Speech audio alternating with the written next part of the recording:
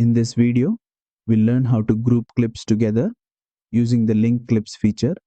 This simple tool helps you keep your edits organized and ensures that grouped clips move and adjust together. Let's dive in. Start by selecting the clips you want to group. You can do this by holding down Shift and clicking on the clips, or by dragging a selection box over them in the timeline. Once your clips are selected, right-click on any of them.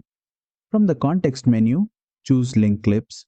Now, the selected clips are grouped together, and any adjustments you make, such as moving, trimming, or deleting, will apply to the entire group.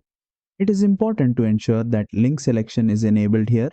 To ungroup the clips, simply right-click on the link clips and select Uncheck this Link Clips.